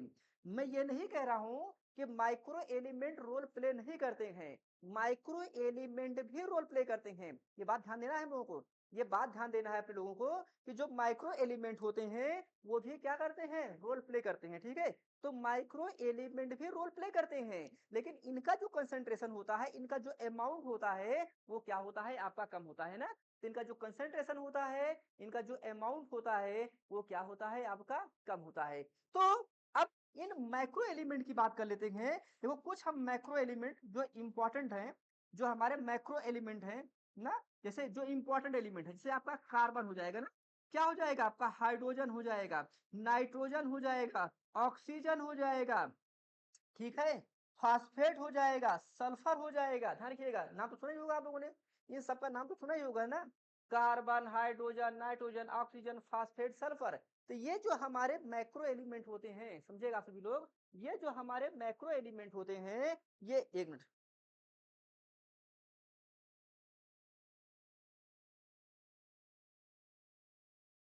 ये जो हमारे मैक्रो एलिमेंट होते हैं, ध्यान दीजिएगा, ये जो मैक्रो एलिमेंट होते हैं, ये मैक्रो एलिमेंट वैसे तो और होते हैं, बट ये हमारे 5-6 क्या होते हैं, मेजर मैक्रो एलिमेंट होते हैं ना, जिसमें क्या हो जाएगा आपका कार्बन हो जाएगा, हाइड्रोजन हो जाएगा, नाइट्रोजन हो जाएगा, ऑक्सीजन हो जाएगा, फास्फेट हो जाएगा, और क्या हो जाएगा आपका सल्फर हो जाएगा। तो ये जो हमारे मैक्रो एलिमेंट्स होते हैं, ध्यान दीजिएगा, ये जो हमारे मैक्रो एलिमेंट्स होते हैं, ये मेजर मैक्रो एलिमेंट्स होते हैं, मतलब अप्रॉक्स, ध्यान रखिए, अप्रॉक्स 98%। आप समझे मेरी बात को, ये जो हमारे मैक्रो एलिमेंट होते हैं, मतलब ये जो हमारा बायोमॉलिक्यूल बना है, ये जो हमारा बायोमॉलिक्यूल बना है, जिसमें क्या हो जाएगा हमारा अमीनो एसिड हो जाएगा, दूसरा क्या हो जाएगा न्यूक्लिक एसिड हो जाएगा, तीसरा क्या हो जाएगा कार्बोहाइड्रेट हो जाएगा, चौथा क्या हो जाएगा हमारा लिपिड हो जाएगा। तो ये जो हमारे बायोमॉलिक्यूल है, समझिएगा, ये जो हमारे बायोमॉलिक्यूल है, इन बायोमॉलिक्यूल को बनाने में, समझिएगा मेरी बात को ध्यान से, इन बायोमॉलिक्यूल को बनाने में, इन बायोमॉलिक्यूल को बनाने में, ये जो हमारे मैक्रो एलिमेंट हैं अप्रॉक्स 98% पार्टिसिपेट करते हैं। मतलब 98% इन बायोमॉलिक्यूल जो बना हुआ है, ये अप्रॉक्स 98% किसका बना होता है, कार्बन का बना होता है, हाइड्रोजन का बना होता है, नाइट्रोजन का बना होता है, ऑक्सीजन का बना होता है, फास्फेट का बना होता है, और किसका बना होता है सल्फर का। समझिएगा, मतलब समझिएगा मेरी बात को, मतलब ये जो हमारे बायोमॉलिक्यूल हैं, अब देखो यहाँ पे एक बात समझ में आ रही है, जब हम लोग कंपोजिशन की बात करते हैं, हम क्या कह सकते हैं कि ये जो हमारे बायोमॉलिक्यूल हैं, ये मेनली किसके बने हैं, हम ऐसे बोल सकते हैं ना, ये जो हमारे बायोमॉलिक्यूल होते हैं, इनका जो मेजर कंपोजिशन होता है, ध्यान रखिएगा, इनका जो मेजर कंपोजिशन होता है, वो क्या होता है आपका कार्बन होता है, हाइड्रोजन होता है, नाइट्रोजन होता है, ऑक्सीजन होता है, फास्फेट होता है, सल्फर होता है। मतलब मैं ये नहीं कह रहा हूं कि सिर्फ इतना ही होता है, ध्यान दीजिएगा, मैं ये नहीं कह रहा हूं कि सिर्फ इतना ही होता है, मैं ये कह रहा हूं कि ये आपके जो मैक्रो एलिमेंट्स हैं, ये क्या करते हैं, मैक्सिमम रोल प्ले करते हैं। मैक्सिमम कंसंट्रेशन इनका जो होता है बायोमॉलिक्यूल का, वो किनका होता है आपका कार्बन का होता है, हाइड्रोजन का होता है, नाइट्रोजन, ऑक्सीजन, फास्फेट, और क्या हो जाएगा आपका सल्फर का।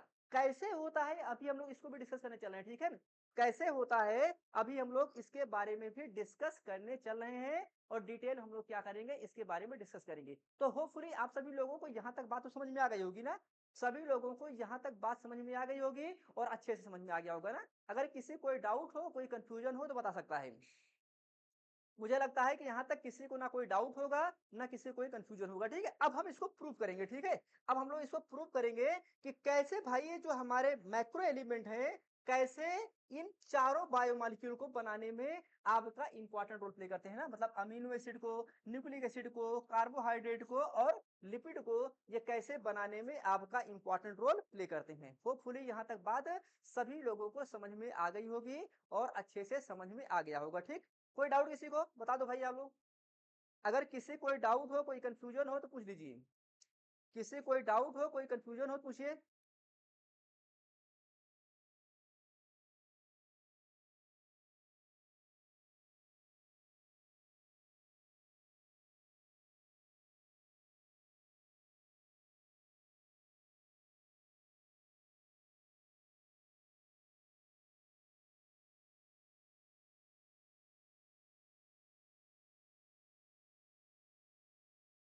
अब देखा यहाँ पे, अब देखिए यहाँ पे, अब हम लोग बात करते हैं स्ट्रक्चर की, बात करने चले हैं ना, किसकी बात करने चले हैं, स्ट्रक्चर की बात करने चले हैं, ठीक है।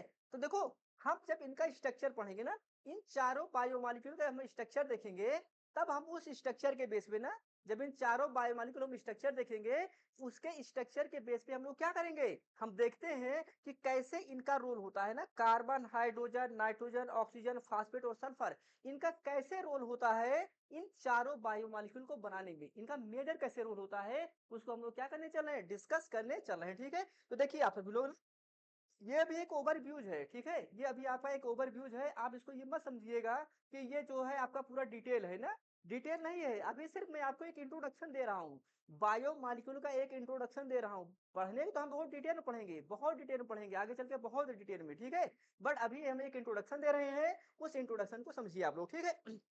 देखो, अब हम लोग क्या बात करने चले हैं, स्ट्रक्चर ऑफ बायोमॉलिक्यूल ना, क्या बात करने चले हैं, स्ट्रक्चर ऑफ बायोमॉलिक्यूल। क्या बात करने चले हैं, स्ट्रक्चर ऑफ बायोमॉलिक्यूल। तो एक कॉमन स्ट्रक्चर की बात करने चले हैं ना, किसकी बात करने चल रहे हैं, कॉमन स्ट्रक्चर की बात करने चल रहे हैं।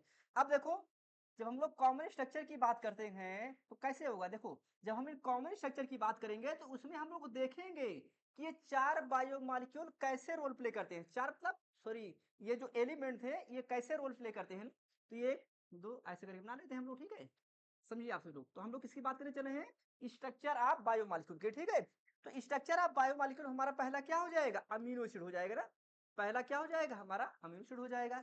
दूसरा हम लोग बोल देते हैं क्या हो जाएगा हमारा, न्यूक्लिक एसिड हो जाएगा, यही ना है। तीसरा क्या हो जाएगा हमारा, कार्बोहाइड्रेट ना, तीसरा क्या हो जाएगा, कार्बोहाइड्रेट। चौथा क्या हो जाएगा हमारा, लिपिड, चौथा क्या हो जाएगा, लिपिड, सही बात है नहीं। तो क्या हो गया आपका, amino acid, nucleic acid, carbohydrate, और दूसरा क्या हो जाएगा, चौथा क्या हो जाएगा हमारा लिपिड। तो अब मैंने अभी आपसे क्या कहा, मैंने आपसे ये कहा कि ये जो हमारा बायोमॉलिक्यूल होता है ये मेनली कुछ इंपॉर्टेंट मॉलिक्यूल से मिलकर बना होता है, वैसे तो और भी चीज होते हैं ना, जैसे कार्बन हो गया, हाइड्रोजन, नाइट्रोजन, ऑक्सीजन, फास्फेट, और क्या हो गया हमारा सल्फर, सही बात है नहीं। और भी होते हैं, मैं ये नहीं कह रहा हूँ वो नहीं होते हैं, बट ये मेजर होते हैं। हम लोग देखते हैं कि ये जो हमारे मैक्रो एलिमेंट है, ध्यान दीजिएगा, ये जो हमारे मैक्रो एलिमेंट है, ये मैक्रो एलिमेंट इन चार बायोमॉलिक्यूल के स्ट्रक्चर बनाने में कैसे रोल प्ले करते हैं, ठीक है।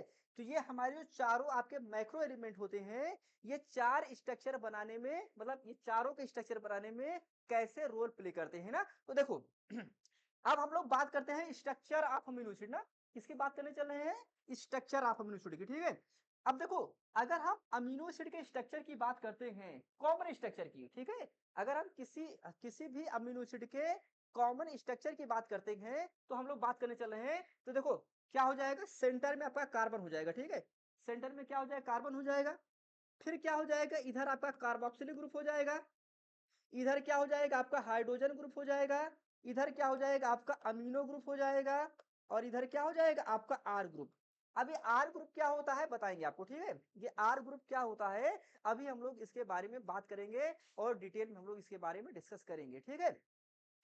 तो कह रहे हैं कि अमीनो एसिड जो होता है, अमीनो एसिड का जो कॉमन स्ट्रक्चर होता है, देखो सेंटर में क्या होगा, कार्बन होगा, ठीक, ध्यान दीजिएगा, सेंटर में क्या होगा आपका, कार्बन होगा। एक आर्म में क्या हो जाएगा आपका, अमीनो ग्रुप हो जाएगा। दूसरे आर्म में क्या हो जाएगा आपका, कार्बोक्सिलिक ग्रुप हो जाएगा।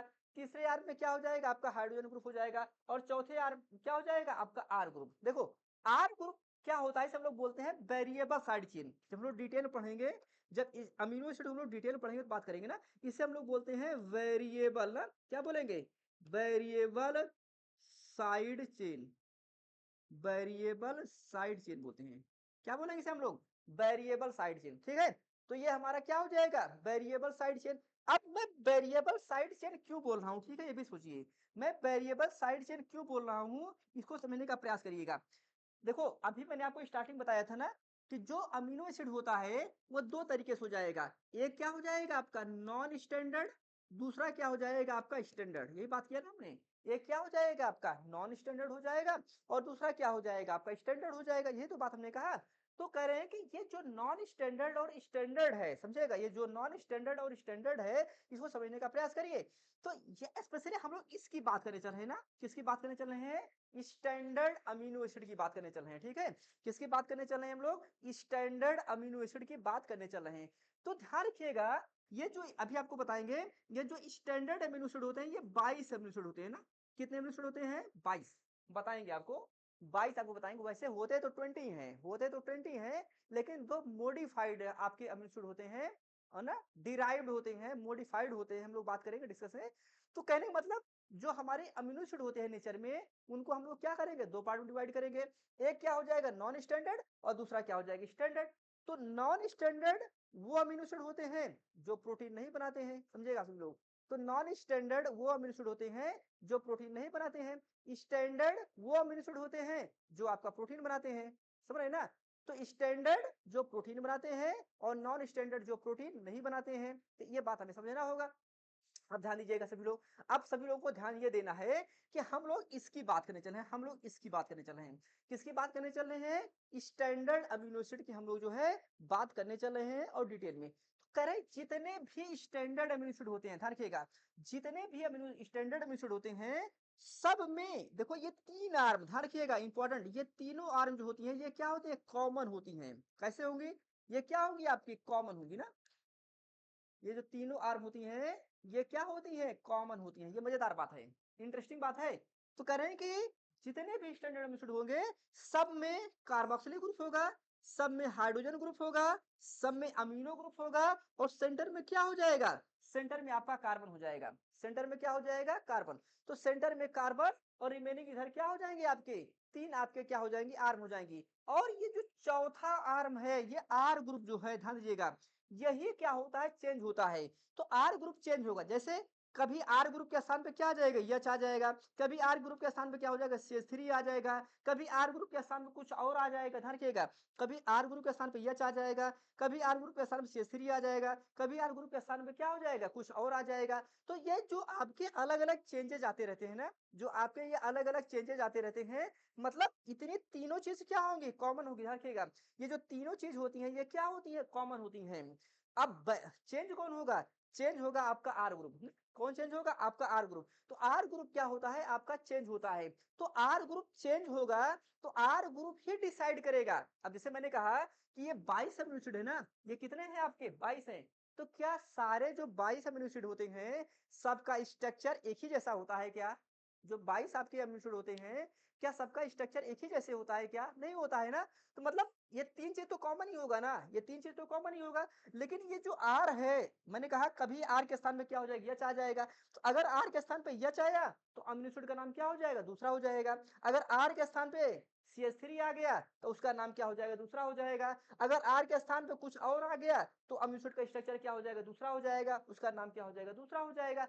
तो मतलब एक अमीनो एसिड दूसरे अमीनो एसिड से, ध्यान रखिएगा, एक अमीनो एसिड दूसरे अमीनो एसिड से अगर वेरी कर रही है ना, एक अमीनो एसिड अगर दूसरे अमीनो एसिड से वेरी कर रही है तो जो वेरिएशन आ रहा है वो वेरिएशन किस बेस पे आ रहा है?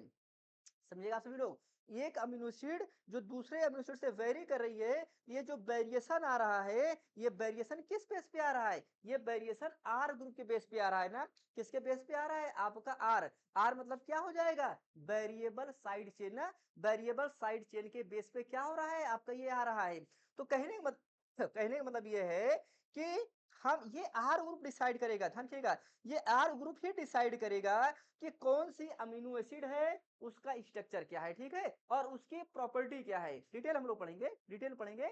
मतलब किसी भी अमीनो एसिड को जो डिसाइड करेगा वो डिसाइड कौन करेगा? वो डिसाइड करेगा आपका आर ग्रुप ना। क्योंकि भाई अमीनो, कार्बोक्सिलिक और हाइड्रोजन ग्रुप और सेंटर में कार्बन, ये तो सबका कॉमन ही होता है ना, ये तो सबका कॉमन होता है, इसमें कोई दिक्कत तो होती नहीं है। सही बात है ना। अब एक बात देखो, ध्यान दीजिएगा, अब मैच कराओ भाई आप लोग। अब अगर हम अमीनो एसिड के कंपोजिशन को मैच कराते हैं, मैच कराओ, हमारे पास क्या है? कार्बन है, हाइड्रोजन है, नाइट्रोजन है, ऑक्सीजन है, फास्फेट और सल्फर। क्या देखो सब इसी में से आया हुआ है क्या?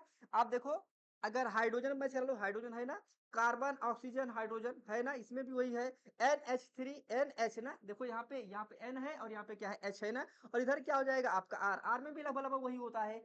तो आप देखो यहाँ पे, अगर आप देखोगे अमीनो एसिड का स्ट्रक्चर देखोगे, ठीक है, अगर हम स्टैंडर्ड अमीनो एसिड का स्ट्रक्चर देख रहे हैं ना, तो अगर हम स्टैंडर्ड अमीनो एसिड का स्ट्रक्चर देख रहे हैं तो हमें एक बात बहुत क्लियर दिखाई दे रहा है कि जो अमीनो एसिड का कंपोजिशन है वो मेनली किस पे डिपेंड है?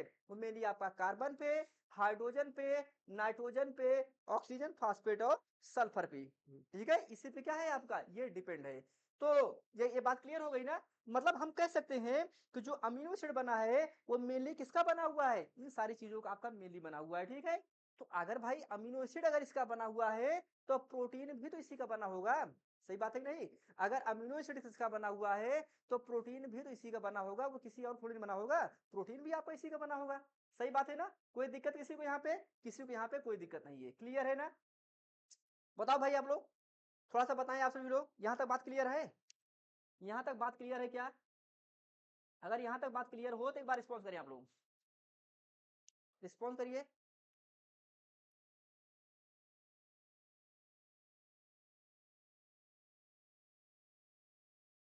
बताओ भाई, किसी कोई डाउट, कोई कंफ्यूजन?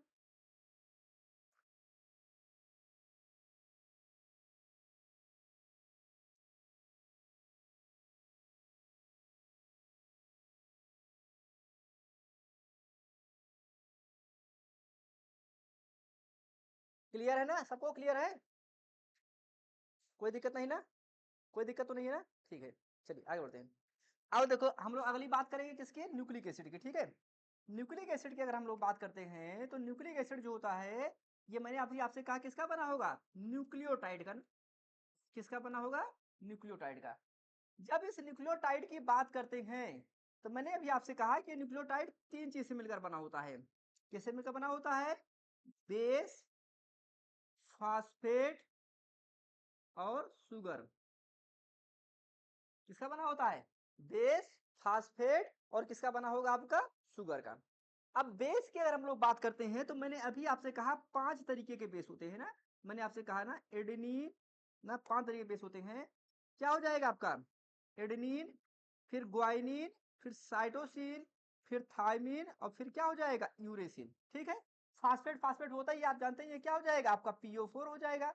और अगर हम लोग शुगर की बात करते हैं तो शुगर भी क्या हो जाता है हमारा?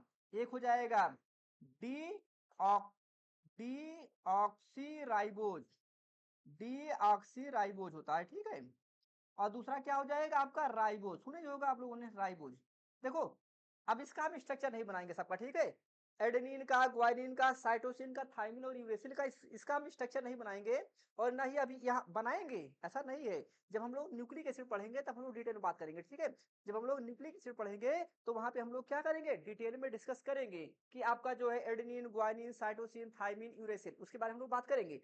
ऐसे करके हम लोग स्ट्रक्चर आप डीऑक्सी राइबोज और राइबोज की बात करेंगे। बट अभी देखो यहाँ पे बस इतनी सी बात समझो कि ये जितने न्यूक्लियोटाइड है, देखो फास्फेट तो यहाँ पे ऑलरेडी आ ही गया है ना। ये देखो, ये फास्फेट तो आपका यहाँ पे आ ही गया है। तो चाहे हम लोग बेस की बात कर लें और चाहे हम लोग शुगर की बात कर लें, जब हम इनके स्ट्रक्चर की बात करेंगे, ध्यान रखिएगा, जब हम इनके स्ट्रक्चर की बात करेंगे तो वहां पे देखेंगे कि इनका जो स्ट्रक्चर होता है वो भी क्या होता है आपका? वो भी क्या होता है आपका? इन्हीं चीज से मिलकर बना होता है। किससे मिलकर बना होता है? इन्हीं बायो मॉलिक्यूल से मिलकर बना होता है। तो इन्हीं बायो मॉलिक्यूल क्या हो जाए? Carbon, hydrogen, nitrogen, oxygen, phosphate और सल्फर। तो यही जो चारों आपके, यही जो पांच छह आपके मैक्रो एलिमेंट्स हैं, उन्हीं से क्या होता है? इनका जो है कंपोजिशन होता है। ठीक है, तो हम लोग इनके बारे में बात करेंगे। अब अगली चीज हमारी आती है कार्बोहाइड्रेट की। ठीक है, अब कार्बोहाइड्रेट को, अच्छा देखो, कार्बोहाइड्रेट को अगर हम लोग एक लाइन में कह सकते हैं, कार्बोहाइड्रेट को अगर हम एक डिफिनीशन देना चाहें, कार्बोहाइड्रेट को अगर हम एक डिफिनीशन देना चाहें तो हम दे सकते हैं। क्या दे सकते हैं? पॉलीहाइड्रोक्सी, पॉलीहाइड्रोक्सी एल्डिहाइड, एल्डिहाइड और कीटोन, और कीटोन। ध्यान दीजिएगा, अगर हम लोग कार्बोहाइड्रेट को डिफिनीशन देना चाहें तो कार्बोहाइड्रेट को डिफिनीशन दे सकते हैं पॉलीहाइड्रोक्सी एल्डिहाइड और कीटोन। मतलब एक ऐसा कंपाउंड, एक ऐसा मॉलिक्यूल, पॉली पॉली मतलब बहुत ज्यादा, हाइड्रोक्सी मतलब OH ग्रुप, एक ऐसा मॉलिक्यूल जिसमें काफी आपके एक से ज्यादा आपके OH ग्रुप हो और उस OH ग्रुप के साथ साथ या तो आपका एल्डिहाइड हो और या फिर क्या हो? आपका कीटोन हो ना। एल्डिहाइड भी हो सकता है साथ में जुड़ा हो और क्या हो जाएगा? आपका कीटोन भी साथ में जुड़ा हो सकता है। एक मिनट, आप लोग एक मिनट।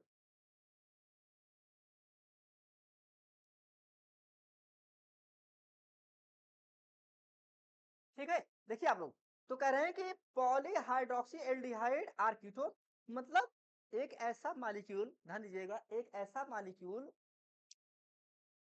जिसमें एक से ज्यादा हाइड्रोक्सिल ग्रुप और उस हाइड्रोक्सिल ग्रुप के साथ या तो एल्डिहाइड ग्रुप जुड़ा होगा या तो फिर क्या होगा आपका कीटोन ग्रुप जुड़ा होगा, तो उसे हम लोग क्या बोलते हैं, उसे हम लोग बोलते हैं कार्बोहाइड्रेट। कैसे बोलेंगे, देखो स्ट्रक्चर देखो, अगर हम लोग स्ट्रक्चर देखें तो कहाँ बना रहे हैं, यहाँ बना रहे हैं, यहाँ बना रहे हैं, ठीक है, यहाँ पे यहाँ बना रहे हैं।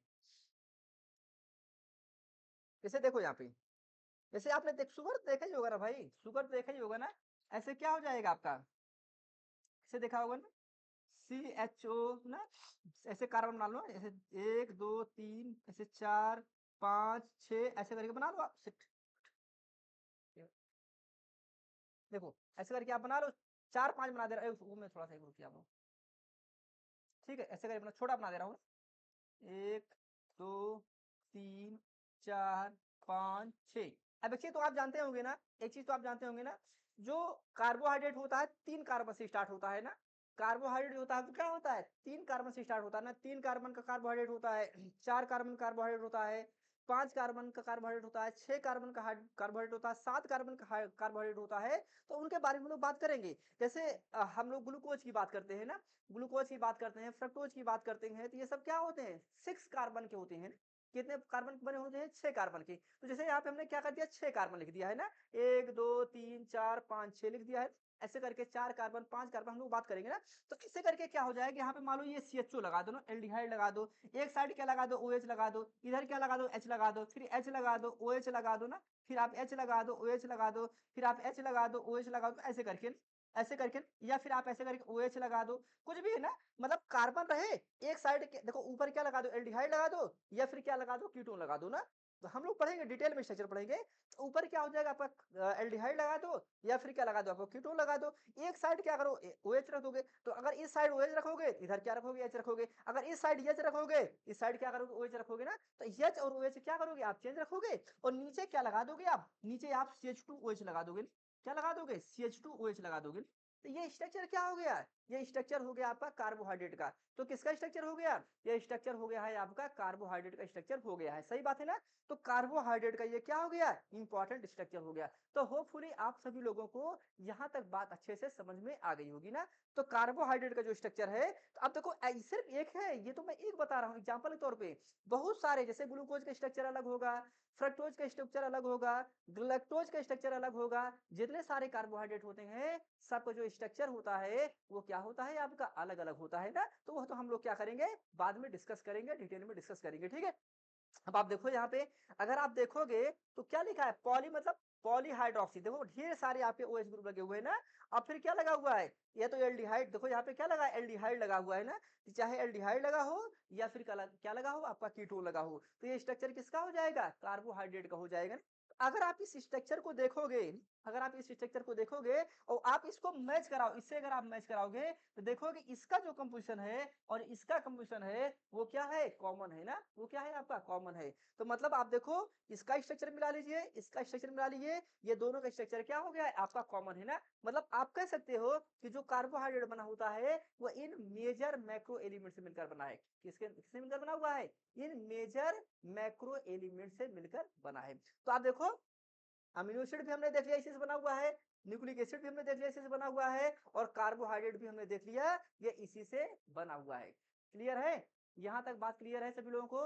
होपफुली आप सभी लोगों को यहाँ तक बात क्लियर होगी ना। और लिपिड की अगर हम लोग बात करते हैं, ध्यान रखिएगा, अगर हम लोग लिपिड की बात करते हैं, तो लिपिड को हम लोग एक लाइन में कह सकते हैं, ठीक है। वैसे तो लिपिड बहुत बड़ा है ना, लिपिड बहुत बड़ा है, तो क्या बोल सकते हैं, जो लिपिड होता है, लिपिड होता है, तो लिपिड को अगर हम लोग कहना चाहें तो एक लाइन हम लोग क्या बोल सकते हैं, क्या बोल सकते हैं, यहाँ पे क्या हो जाएगा, आपका हो जाएगा, अगर हम एक स्ट्रक्चर की बात, इसको मैं मिटा दे रहा हूँ, ठीक है, इसको अगर मैं मिटा दूं तो जगह नहीं है, चलो मैं दूसरी जगह लिख दे रहा हूँ ना।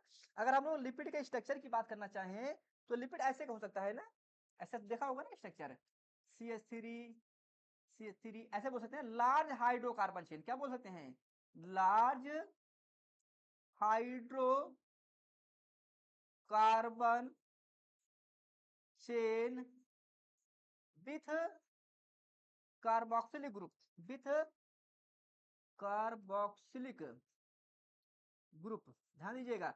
करेंगे, अगर हम लोग कार्ब लिपिड की बात करते हैं, तो लिपिड को हम लोग क्या बोल सकते हैं, large hydrocarbon chain with carboxylic group. मतलब लार्ज हाइड्रोकार्बन चेन मतलब जैसे ये क्या हो जाए, ऐसे देख लो आप, जैसे मान लो यहाँ पे हम बना ले रहे हैं ना, यहाँ पे ऐसे बना लेना है, ऐसे बना लो CH3 ना, CH2 ना, फिर CH2, फिर CH2, फिर CH2 और लास्ट ऐसे करके लास्ट में क्या हो जाएगा आपका COH।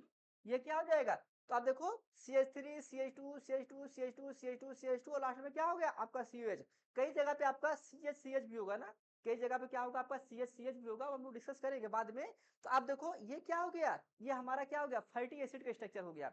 किसका स्ट्रक्चर हो गया आपका, फैटी एसिड का स्ट्रक्चर हो गया। तो अब इस फैटी एसिड का स्ट्रक्चर देखोगे तो क्या लिखा, लार्ज हाइड्रोकार्बन। हाइड्रोकार्बन मतलब क्या हो जाएगा, हाइड्रोजन है और ये क्या हो जाएगा कार्बन। लार्ज मतलब क्या हो जाएगा, देखो कई सारे आपके हाइड्रोकार्बन की चेन है ना, हाइड्रोकार्बन मतलब क्या हो जाएगा, हाइड्रोजन और प्लस क्या हो जाएगा कार्बन, और लास्ट में क्या जुड़ा होगा, लास्ट में जुड़ा होगा आपका कार्बोक्सिलिक ग्रुप ना, तो लास्ट में क्या जुड़ा होगा आपका कार्बोक्सिलिक ग्रुप। तो ये जो कार्बोक्सिलिक ग्रुप जुड़ा हुआ है, ध्यान दीजिएगा, ये जो कार्बोक्सिलिक ग्रुप जुड़ा हुआ है, तो आप ये इस तरीके से हम कह सकते हैं कि लार्ज हाइड्रोकार्बन चेन विथ क्या हो जाएगा आपका कार्बोक्सिलिक ग्रुप हो जाएगा। ध्यान दीजिएगा, लार्ज हाइड्रो ना, लार्ज हाइड्रोकार्बन चेन विथ क्या हो जाएगा आपका कार्बोक्सिलिक ग्रुप हो जाएगा। यहां तक बात क्लियर है सभी लोगों को, सभी लोगों को यहां तक बात क्लियर है क्या।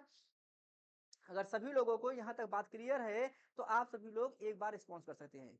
अगर सबको यहाँ तक बात क्लियर हो गया हो तो आप सभी लोग यहाँ पे रिस्पॉन्स कर सकते हैं। अब देखो ये और डिटेल में पढ़ेंगे, ये तो अभी हमने एक इंट्रोडक्शन बताया है, ठीक है, अभी तो हमने सिर्फ एक इंट्रोडक्शन बताया है किनका, बायोमॉलिक्यूल क्या होता है, बायोमॉलिक्यूल कितने टाइप का होता है, उनका कॉमन स्ट्रक्चर क्या होता है और उनका कंपोजिशन क्या होता है ना, तो हमने बस बेसिक बताया हुआ है ना। अब इसको भी अगर आप मैच करा लोगे तो ये भी तो इसी से बना हुआ है, किससे बना हुआ है, ये भी तो इससे बना हुआ है। अब आप देखो अगर हम लोग बायोमॉलिक्यूल ने कहा था ना, ये इतने ये क्या होता है, मेजर एलिमेंट होते हैं, क्या होते हैं मेजर एलिमेंट। अब आपको समझ में आ गया ना, इन मेजर एलिमेंट से क्या बन जाएगा हमारा अमीनो एसिड बनेगा, इन्हीं मेजर एलिमेंट से क्या बनेगा हमारा न्यूक्लिक एसिड बनेगा, इन्हीं मेजर एलिमेंट से क्या बनेगा हमारा कार्बोहाइड्रेट बनेगा, और इन्हीं मेजर एलिमेंट से क्या बनेगा हमारा लिपिड बनेगा। और हम ये नहीं कह रहे हैं, ध्यान दीजिएगा, हम ये नहीं कह रहे हैं कि सिर्फ यही होते हैं, ठीक है, हम ये नहीं कह रहे हैं कि सिर्फ यही मॉलिक्यूल होते हैं जो इनको बनाने में रोल प्ले करते हैं, लेकिन मैं ये कह रहा हूँ ये मेजर मॉलिक्यूल होते हैं ना, मैं ये कह रहा हूँ कि मेजर मॉलिक्यूल होते हैं जो इसको बनाने में इंपॉर्टेंट रोल प्ले करते हैं, ठीक है। तो यहाँ तक आप सभी लोगों को समझ में आ गया होगा। अब एक बार आप सभी लोग रिस्पॉन्स करके बताओ, सभी लोग एक बार रिस्पॉन्स करके बताओ कि जितना अभी मैंने आपको बताया कि एक तो हमने सिलेबस आपको बताया, दूसरा हम बायोमॉलिक्यूल के बारे में बताए, अब उसके बाद इनका कंपोजिशन इनका स्ट्रक्चर बेसिक बात आपको क्लियर हो गया होगा। अब अगर इसमें किसी कोई डाउट हो कोई कंफ्यूजन हो तो पूछ लीजिए, नहीं तो कल वाले लेक्चर में, ठीक है, कल हम जो है इसके आगे स्टार्ट करेंगे किसको, अमीनो एसिड को ना, डिटेल में स्ट्रक्चर ऑफ अमीनो एसिड ना। अभी तो हमने यहाँ पे एक बताया हुआ है, वहां पे हम क्या करेंगे डिटेल में स्ट्रक्चर ऑफ अमीनो एसिड पढ़ेंगे ना बहुत डिटेल में, ठीक है। तो बहुत डिटेल में हम उनको क्या करेंगे डिस्कस करेंगे, और अगर कोई दिक्कत होगी तो आप सभी लोग पूछ लीजिए, अगर एकदम क्लियर हो गया हो तो हम लोग कल क्या करेंगे इसको डिस्कस करेंगे ना। देखो ये जो है आपको वीडियो आपको यूट्यूब पे भी मिल जाएगा, और ये वीडियो जो है आपको एप्लीकेशन में मिल जाएगा, आप चाहे तो इसको दोबारा भी रिपीट करके देख सकते हैं, ठीक है। तो यहाँ तक बात आपको क्लियर हो गया हो, अगर सभी लोग क्लियर हो गया है तो एक बार आप लोग रिस्पॉन्स करके बता दीजिए। अभी ये वाली क्लास हम लोग जो है यहीं पे स्टॉप करते हैं, अगली क्लास टीजीडी पीजीटी वाली है उसको भी हम लोग क्या करेंगे कंटिन्यू करेंगे 2:30 बजे से, 2:30 बजे से हम लोग क्या करेंगे कंटिन्यू करेंगे। तो अगर इतनी बात क्लियर हो गया हो तो एक बार आप लोग बताएं, नहीं तो अभी हम लोग इस क्लास को क्या करेंगे यहीं पे स्टॉप कर देंगे, ठीक है। तो चलिए अभी के लिए थैंक यू सो मच, कल हम लोग फिर मिलते हैं इसके आगे वाला कंटिन्यू के लिए, ठीक है, थैंक यू सो मच।